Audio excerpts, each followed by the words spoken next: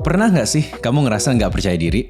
Atau justru kamu malah sering ngerasa nggak percaya diri? Karena alasan apapun itu, aku yakin bahwa kita semua pasti pernah ngalamin yang namanya nggak percaya diri. Mau itu saat ingin ngomong di depan banyak orang, atau saat kita ngelihat orang lain yang memiliki banyak banget pencapaian lebih dari diri kita. Seketika, rasa percaya diri kita yang awalnya tuh sangat tinggi, tiba-tiba hilang ketika berada di kondisi seperti itu. Dampak yang akan timbul dari hilangnya kepercayaan diri kita pun juga itu beragam banget. Bisa mulai dari selalu minder ketika ingin berpendapat, adanya rasa malu yang menemani kita kemanapun kita pergi, selalu overthinking setiap memulai sesuatu, dan masih banyak banget lagi dampak yang akan timbul karena kita nggak percaya diri. Membanding-bandingkan diri kita dengan orang lain di media sosial maupun di dunia nyata juga merupakan salah satu gejala yang bisa menyebabkan kurangnya rasa percaya diri kita. Kalau kamu ngerasain hal-hal yang barusan aja aku bilang, maka kamu sudah berada di video yang tepat. Jadi make sure buat nonton sampai habis ya.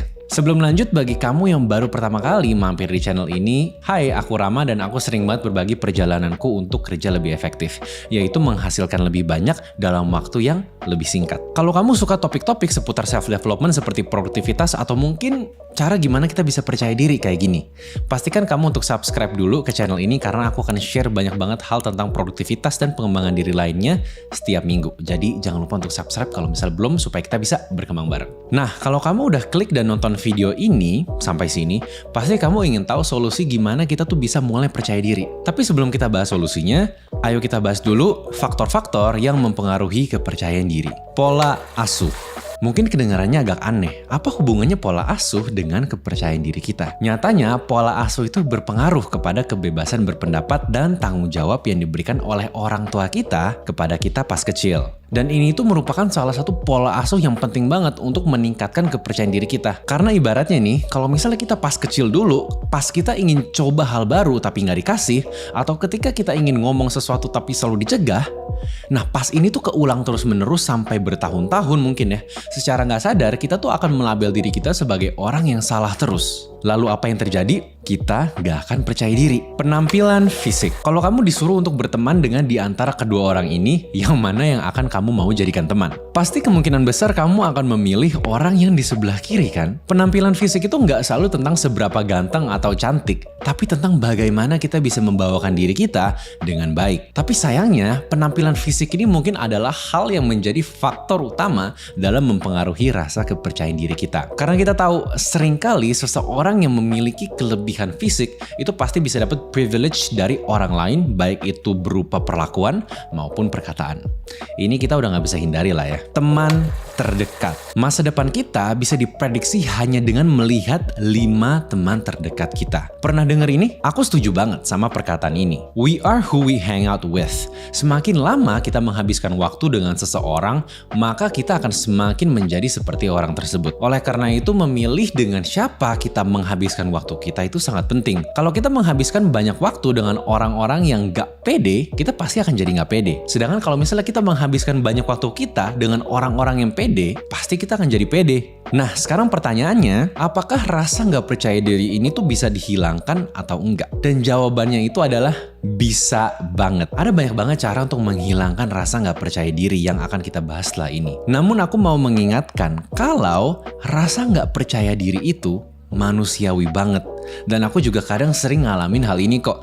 Namun rasa gak percaya diri yang berlebihan itu baru harus kita atasi dan cari solusinya bareng-bareng. Sampai sini kebayang ya? Karena ternyata ada banyak banget nih hal yang mempengaruhi kepercayaan diri kita. Sekarang ayo kita bahas cara agar lebih percaya diri. Banyakin senyum. Senyum akan membuat kita lebih bahagia. Nggak cuma kelihatan bahagia doang, tapi senyum itu bisa menaikkan suasana hati kita supaya bisa lebih baik lagi. Karena setiap kali kita tersenyum, otak kita akan merasa lebih senang. Selain itu, senyum juga mengaktifkan otot-otot di wajah kita dan memberitahu otak kita untuk melepaskan endorfin, yaitu hormon yang berperan sebagai penghilang rasa sakit alami dan tanggung jawab atas perasaan senang setelah melakukan aktivitas tertentu. Bicara dengan pelan dan jelas. Kadang seringkali ya yang membuat kita gugup dan gak percaya diri itu adalah ketika kita berbicara dengan cepat dan kurang jelas kepada lawan bicara kita. Mungkin kita kurang memperhatikan hal ini, namun berbicara dengan cepat membuat kita kurang bisa mengendalikan diri kita. Karena kita ngomong lebih cepat, kita jadi harus berpikir lebih cepat juga.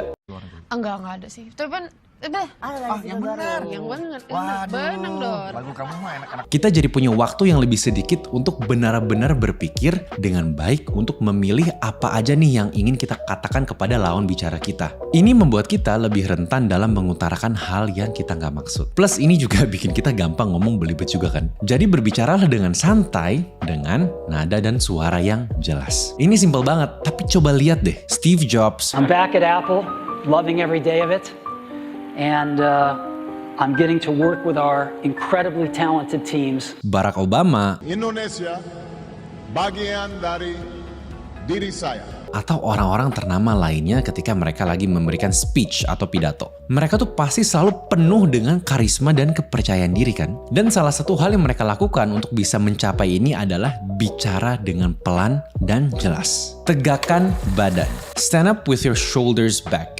Ini adalah rule 1 dari 12 Rules for Life yang ditulis oleh Jordan B. Peterson. Intinya, kalau kita menegakkan badan kita atau postur kita, ini secara otomatis bisa membantu kita untuk meningkatkan kepercayaan diri kita. Karena otak kita akan bisa memproduksi lebih banyak hormon serotonin, hormon yang membuat kita lebih pede. Selain itu, gerak tubuh itu juga adalah hasil dari tindakan pikiran.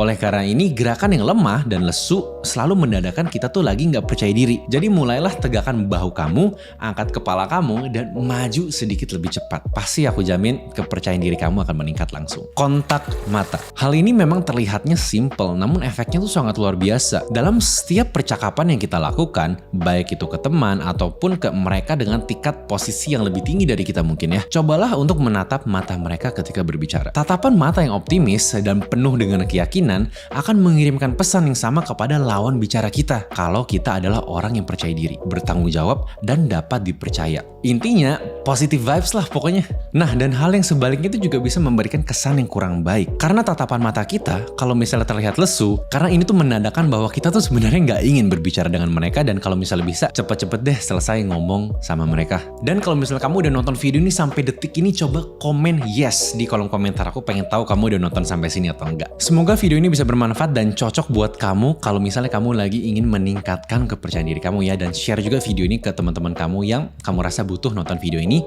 Jangan lupa subscribe kalau belum, karena setiap minggu aku akan share konten-konten seputar pengembangan diri lainnya. See you in the next video and stay productive.